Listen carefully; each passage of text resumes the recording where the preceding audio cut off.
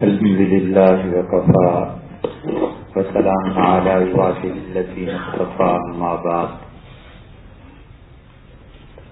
اللہ تعالی نے سیدنا ابراہیم علیہ السلام کے تذکرے میں سب سے پہلی باتیں جو بیان کی یا ابتدائی واقعات جو بیان کیے،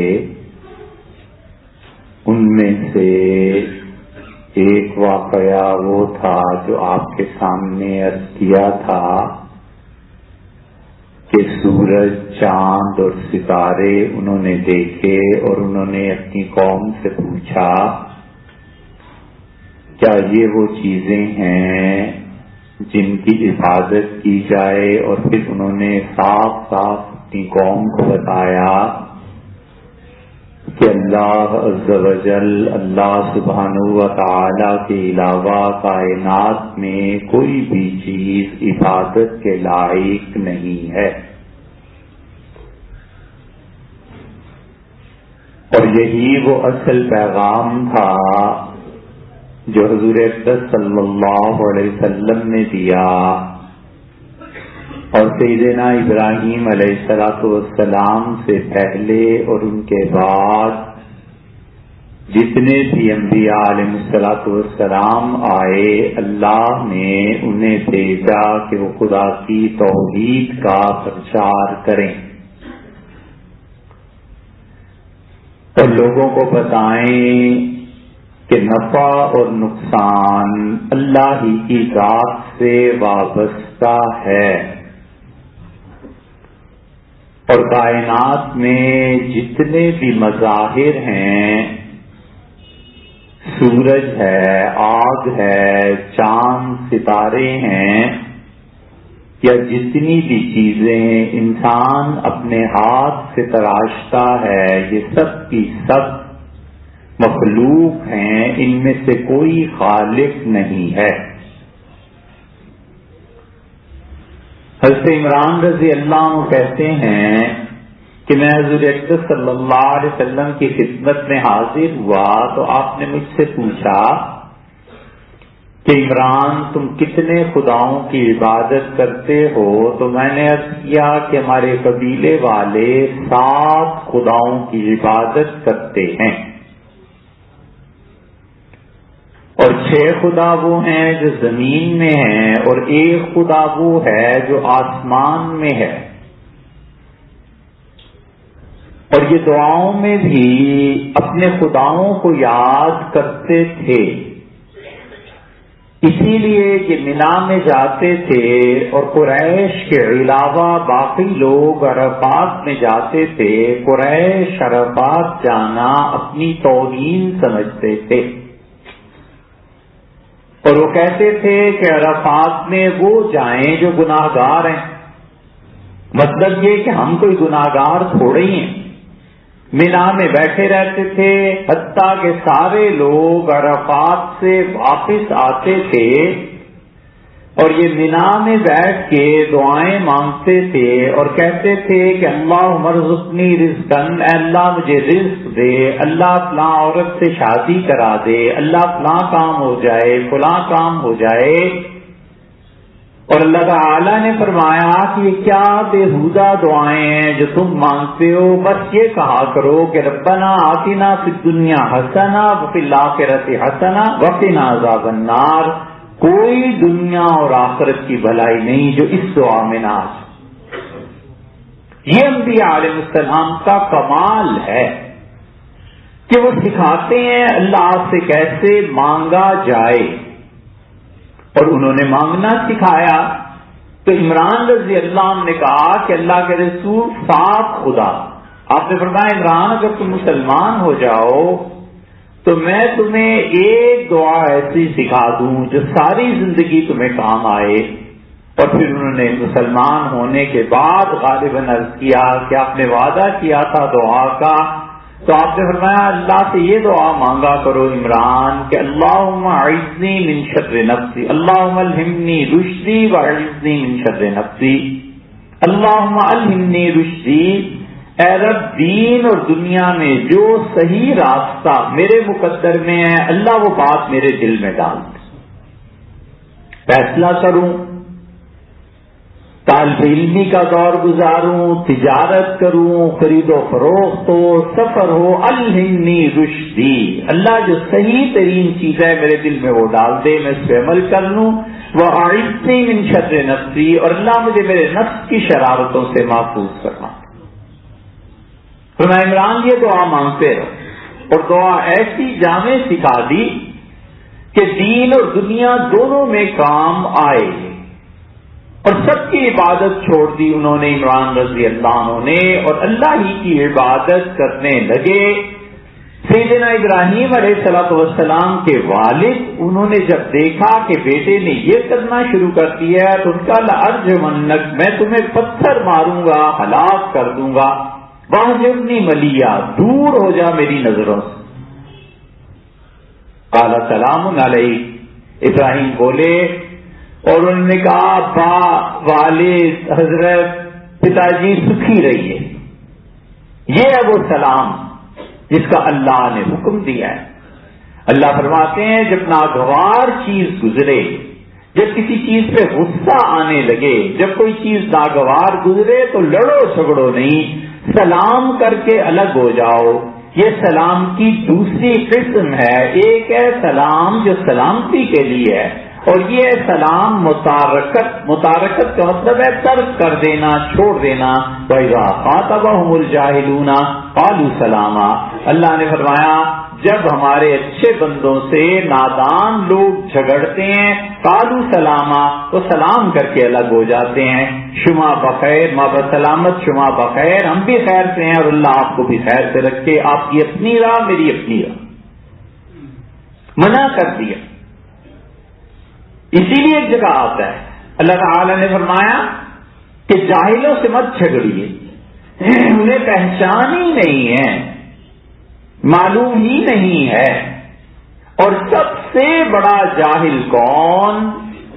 دنیا جہان کی ڈگریاں اس کے پاس ہوں اور وہ آکسفورڈ اور ہارورڈ کا ہی کیوں نہ پڑھا ہوا ہو، سب سے بڑا جاہل وہ جو اللہ کی گرفت سے ڈرے، جس کو یہ خوف ہے کہ اللہ پکڑ سکتا ہے اور اللہ کا عذاب بڑا سخت ہے اور اللہ کی مار بڑی شدید ہے، ڈرتا ہے خدا سے، بس وہ آدمی عالم ہے، چاہے وہ ایک لفظ نہ پڑا ہوا ہو، اسے پتہ ہے کہ انسانوں کے حق ماروں گا اللہ مجھے پکڑ سکتا ہے، پکڑ لے گا، اللہ کے یہاں معافی مشکل ہو جائے گی، خدا کے بندوں کو دکھ دوں گا، تکلیف دوں گا، ہاتھ کا غلط استعمال کروں گا، زبان کا غلط استعمال کروں گا، اللہ کے ہاں پوچھ ہو جائے گی۔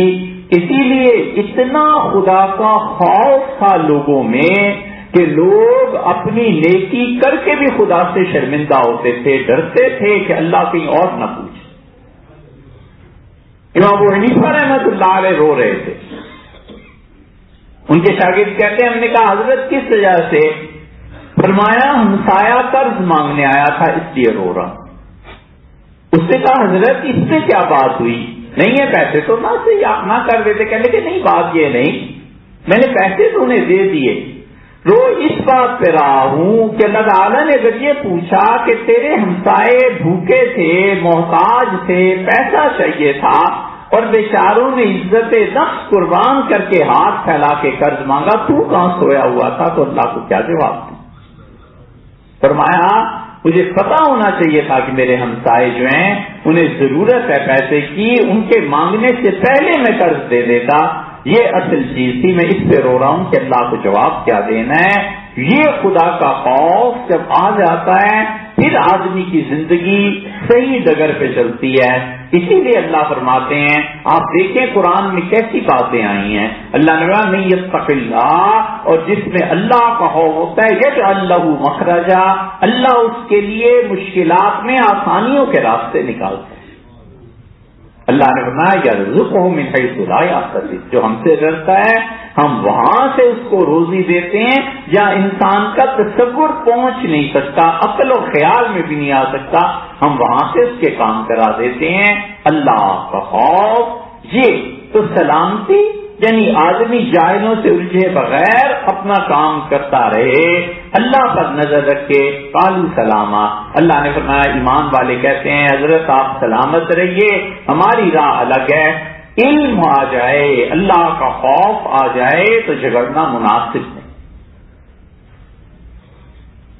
ابراہیم علیہ السلام نے ہجرت کر لی اور والد کا گھر چھوڑ گئے، اور جب چھوڑ کے چلے ہیں وہ تو انہوں نے عجیب بات کہی. ہجرت ایک وطن سے دوسرے وطن کی طرف، ایک ملک سے دوسرے ملک کی طرف، ایک جگہ سے دوسری جگہ کی طرف، لیکن ہجرت کر کے وہ اپنے آبائی شہر عراق سے بیت المقدس یا فلسطین آتے. انہوں نے کہا انی مہاجر الی ربی، اے رب میں تیری طرف ہجرت کرتا ہوں، اللہ جہاں بھی ہے میں ادھر ہجرت کرتا ہوں. ظاہر ہے کہ اللہ کی ایک جگہ پابند اور قید تو نہیں ہے. مطلب یہ تھا کہ پروردگار زمین یہ اور وہ دونوں ہی برابر ہیں، جہاں تیری مہربانی ہو ہم وہیں چلے جائیں گے، جس جگہ بیٹھ کے وہی ہمارا گھر بن گیا. اللہ آپ کے لیے اس وطن کو چھوڑتا ہوں. اور پھر انہوں نے اللہ کی تعریف کی اور انہوں نے کہا پروردگار تو وہ ہے کہ اللہ لوگوں کو زندگی بھی دیتا ہے، اور اللہ تعالیٰ ایسا اچھا اور ایسا اچھا اور ایسا اچھا. اور پھٹے اور کانٹے کی بات کہی، کہا اذا مرضت فهو یشفین یطعم ربی یسقین، میرا اللہ کھلاتا بھی ہے پلاتا بھی ہے، یہ بھی ہے یہ بھی ہے، اور جب میں بیمار ہوتا ہوں تو اللہ شفا دیتا ہے. ادب یہ ہے، یہ نہیں کہا اللہ بیمار کرتا ہے، حالانکہ حقیقت میں اللہ ہی بیمار کرنے والا ہے، لیکن ادب ایسا ہے کہ بری بات کی نسبت اللہ کی طرف نہیں کرتے. یہ ادب ہے، یہ احترام ہے. قرآن بار بار ادب سکھاتا ہے. آپ ذرا اندازہ کیجئے، اللہ تعالیٰ نے اس کی ایک مثال آپ سے عرض کریں. یہ تو قرآن پاک کی تفسیر جب آپ پڑھتے ہیں تو پھر پتہ چلتا ہے کہ قرآن واقعی اللہ کی کتاب ہے. ایسی ایسی نازک چیزیں ہیں جو اساتذہ سے سمجھنے کی ہیں. اللہ فرماتے ہیں قل اللہم مالک الملک، آپ یہ کہیے کہ اے بادشاہوں کے بادشاہ، اے کل جہان کے مالک. قرآن نے شروع کیا ہے تولج اللیل فی النہار و تولج النہار فی اللیل. اللہ آپ گرمیوں میں رات کو چھوٹا کر کے دن کو بڑھا دیتے ہیں، اور سردیوں میں رات کو لمبا کر کے دن کو چھوٹا کر دیتے ہیں. رات اور دن ایک دوسرے کے مقابلے میں آ گئے، چھوٹے اور بڑے ایک دوسرے کے مقابلے میں آ گئے. تخرج الحی من المیت وتخرج المیت من الحی، زندہ سے مردہ کو پیدا کرتے ہیں، مردہ سے زندہ کو پیدا کرتے ہیں. زندے اور مردے ایک دوسرے کے مقابلے میں آ گئے. اور پھر کہا تنزع الملک ممن تشاء تؤتی الملک من تشاء، جسے آپ چاہیں ملک دیں، جسے آپ چاہیں ملک چھین لیں.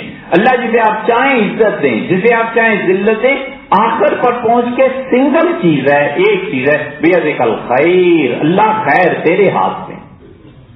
کوئی پوچھے کہ حضرت شر اس کے ہاتھ میں نہیں ہے؟ ہم سب پڑھتے ہیں والخیر والشر قدرہ من اللہ تعالی، خیر اور شر دونوں اللہ کے اختیار میں ہیں. ہمارا ایمان ہے. قرآن نے صرف خیر کا ذکر کیا، ہمیں سکھایا کہ دیکھو بری چیزوں کو اپنے بڑوں کی طرف منسوب نہیں کرتے، ادب کے خلاف ہے. اللہ کی ذات کی طرف یہ کہنا کہ شر اللہ کے قبضے میں ہے صحیح بات، لیکن ہر صحیح بات کوئی کہنے کی تھوڑی ہی ہوتی. فقہا کہتے ہیں ایک آدمی کہتا ہے کہ کل جہان کو اللہ رزق دیتا ہے، بالکل ٹھیک ہے، اور وہ کہے کہ اللہ سانپوں بچھوؤں اور سوروں کا پروردگار ہے، یہ ہے ٹھیک، مگر نہیں کہنا چاہیے، بے ادبی ہے. اللہ کی ذات بلند و بالا ہے، غلط بات کی نسبت اس کی طرف نہیں کرنی چاہیے. ابراہیم علیہ السلام نے کہا وَإِذَا مَرِضْتُ فَهُوَ يَشْفِينِ، اللہ جب میں بیمار ہو جاتا ہوں آپ مجھے شفا دے دیتے ہیں. شفا کی نسبت خدا کی طرف کی، بیماری کی نسبت اللہ کی طرف نہیں.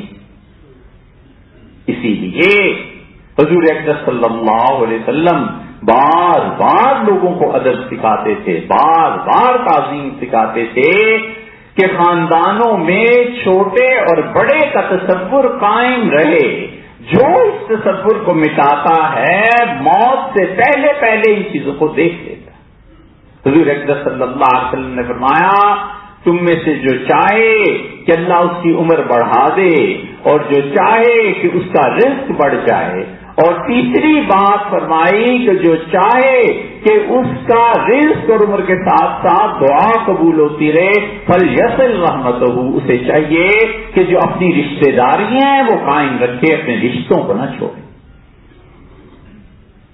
بات بات پہ گھر پہ جھگڑا، بات بات پہ رشتوں کو توڑنا، میں جا رہا ہوں، نکل رہا ہوں، یہ گھر چھوڑ رہا ہوں، باپ کہتا ہے تم نکل جاؤ، ماں کہتی ہے تم نکل جاؤ، یہ سارے رشتوں کو توڑنے کے وبال بڑے شدید ہیں۔ رزق کم ہو جاتا ہے، عمر میں برکت اٹھ جاتی ہے، اور خدا دعا قبول کرنی چھوڑ دیتا ہے۔ جس میں ہمت ہو یہ تین عذاب برداشت کرنے کی، وہ گھر میں سر اٹھائے اور چلا جائے، اور اگر نہ ہمت ہو، پتا ہو کہ ہاتھ پھیلا پھیلا کے تھک گیا ہوں مگر نہیں مانتا رب، وہ اس پہ غور کر لے کہ میں نے کیا تحفے بھیجے۔ اسی لیے نبی کریم صلی اللہ علیہ وسلم کے پاس ایک آدمی آیا، ابن عباس رضی اللہ عنہ کی روایت میں آتا ہے، اس نے عرض کیا اللہ کے رسول، میرے رشتہ دار میں جب ملنے جاتا ہوں تو گالیاں دیتے ہیں، دروازے بھیڑ لیتے ہیں، مراد یہ تھی، آپ مجھے بتائیں میں کیا کروں؟ آپ نے فرمایا تم جاتے رہنا اور تعلق قائم رکھنا، قیامت پہ اللہ اس کے عمل کو اس کی جزا دے گا، تمہارے عمل کی جزا تمہیں دے گا۔ منع فرما دی یہ کہ رشتہ داریاں اگر توڑ دی جائیں تو کس دن کے لیے آخر بھائی ہوتے ہیں؟ رشتہ داریاں اگر توڑ دی جائیں تو بھتیجے اور بھانجے کس دن کے لیے ہوتے ہیں؟ رشتہ داریاں اگر منقطع کر دی جائیں تو بہنوئی اور یہ سارے کزن اور یہ سارے خاندان پھر کس دن کے لیے ہوتے ہیں؟ اگر یہی کرتوت کرنے ہو تو جنگل میں جا کے بن میں بسیرا کر لیں۔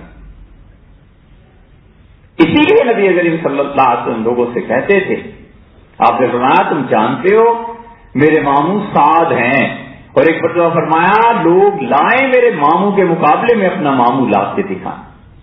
ایک صحابی رضی اللہ عنہ کہتے ہیں میں اپنے ماموں کے ساتھ جمعے کے لیے حاضر ہوا تو رسول اللہ صلی اللہ علیہ وسلم خوش ہوئے ہمیں دیکھ کے، اور آپ نے فرمایا تمہیں پتہ ہے بھانجا تمہاری قوم کا آدمی ہوتا ہے۔ مطلب یہ ہے کہ یہ نہ سمجھنا کہ بھتیجا اور چچا کا رشتہ ہی مضبوط ہوتا ہے، ماموں اور بھانجے کا رشتہ بھی بڑا مضبوط ہوتا ہے۔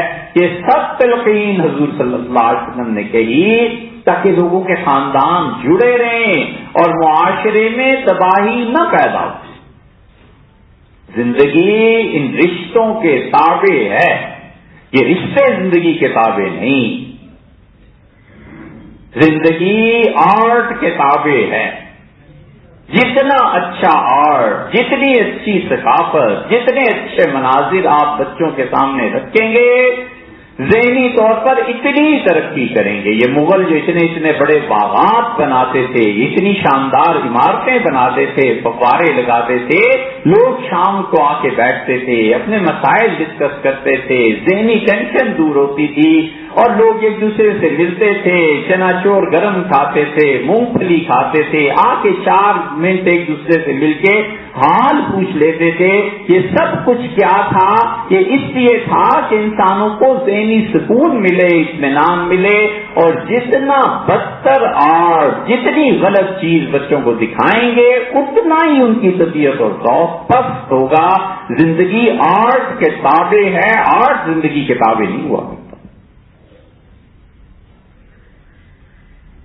لکھنؤ برباد ہو رہا تھا اور ایک نواب صاحب کا قصہ لکھا ہے کہ ان کے گھر کے گرد فوج آ گئی تو فوج نے کہا نواب صاحب کہاں جا رہے ہیں؟ کہنے لگے فلاں باغ میں اس وقت ہمارا ایک دوست ہے 48 سال سے ان سے ملنے جاتے ہیں، ہم آج ناغہ نہ ہونے پائے، کل تو ہم نے مر ہی جانا ہے، ایسے نہ ہو قیامت پہ گلا کریں کہ اس آخری دن ملنے نہیں آئے تھے، تو ان سے ہم جا کے دل کی بات کریں گے کہ تم لوگوں نے گھیراؤ کر لیا ہے، رو لیں گے، ہمارا دل ٹھنڈا ہو جائے۔ یہ محبتیں ہیں، یہ انسانی تعلقات ہیں۔ جب قطع تعلق ہو جائے گا، رشتہ داریاں ختم ہو جائیں گی، اب بھلا بتاؤ کون کس کے کندھے پہ سر رکھ کے روئے گا؟ کون کس سے قرض لے گا؟ کون کس کو بتائے گا کہ بھائی یہ دکھ پہنچ گیا ہے، تکلیف ہو گئی ہے؟ یہ چیزیں کہاں سے آئیں گی؟ اسی لیے آپ حضور صلی اللہ علیہ وسلم کو دیکھیں، اتنے زبردست رشتے عربوں میں قائم کیے ہیں۔ خالد ابن ولید رضی اللہ عنہ انہیں کوئی شکست نہیں دے سکا، تنگ آ گئے حضور صلی اللہ علیہ وسلم بھی ان کی شجاعت اور بہادری سے۔ نبی کریم صلی اللہ علیہ وسلم نے 2 مرتبہ خالد کو دیکھا تھا جہاد میں، احد میں خالد نے نقصان پہنچایا، حدیبیہ میں تلے ہوئے تھے کہ حضور صلی اللہ علیہ وسلم سامنے آئے اور لڑائی شروع ہو جائے، نبی کریم صلی اللہ علیہ وسلم نے بالکل الگ راستہ اپنا لیا۔ کیا کیا؟ خالد رضی اللہ عنہ کی والدہ نے انہیں اپنی بہن میمونہ کو دے دیا تھا۔ یہ 9 بہنیں تھیں خالد رضی اللہ عنہ کی، 8 خالائیں تھیں، اور سارے عربوں کے بڑے بڑے سرداروں نے شادیاں کی ہوئی تھیں ان 8 خالاؤں سے۔ حضور صلی اللہ علیہ وسلم جب آئے ہیں حدیبیہ میں تو اسے خالد بن ولید رضی اللہ عنہ نے جہاں پرورش پائی تھی، جہاں ان کی ساری تربیت ہوئی تھی، میمونہ رضی اللہ عنہا کے گھر، اور حضور صلی اللہ علیہ وسلم نے کیا کیا؟ میمونہ اتنی عزیز تھی خالد رضی اللہ عنہ کو، اپنی ماں سے زیادہ قدر کرتے تھے، کیونکہ بچپن جوانی سارا خالہ کی خدمت میں گزرا تھا۔ حضور صلی اللہ علیہ وسلم نے میمونہ سے نکاح کر دیا۔ خالد رضی اللہ عنہ کے ساتھ 8 قبیلے عربوں کے بیٹھ گئے کہ ارے اب تو حضور صلی اللہ علیہ وسلم خاندان کے ہو گئے، اس سے کیا لڑنا ہے۔ اب خالد رضی اللہ عنہ چند مہینوں میں مسلمان ہو گئے کہ خالہ مسلمان ہوگی، اب میں کہاں جاؤں۔ یہ سب اسی لیے تھا کہ انسانی معاشرے ایسے ہی بنتے ہیں، اس لیے جب تک کوئی آدمی مٹاتا نہیں، چپ نہیں ہو جاتا، اپنی عزتوں اور رشتوں کے اقدار کو نہیں پہچانتا، زندگی ترقی نہیں کرتی۔ ابراہیم علیہ السلام نے والد سے کچھ جھگڑے نہیں، انہوں نے کہا بابا آپ کی وہ رہا ہے میری یہ رہا ہے، تو کہا میں ہجرت کرتا ہوں، اور ہجرت کر کے چلے گئے، اور ہجرت کرنے کے دوران اپنی بیوی ہاجرہ کو بھی ساتھ لے۔ ہاجرہ کے ساتھ جب مصر پہنچے تو ہاجرہ بہت خوبصورت تھی، اور شاہ مصر کا ارادہ اس عورت کو دیکھ کے بدل گیا، اور پتہ چلا کہ یہاں پر بہن بھائی کا رشتہ مضبوط ہے۔ بادشاہ کچھ نہیں کہتے جب بہن اپنے بھائیوں کے ساتھ جا رہی ہو، اور کوئی اور رشتہ ہو تو پھر اس لڑکی کو اغوا کر لیا جاتا ہے۔ ابراہیم علیہ السلام کی جوانی کی عمر تھی، حضور صلی اللہ علیہ وسلم نے اس قصے کو ارشاد فرمایا، وہ انشاءاللہ آئندہ آپ سے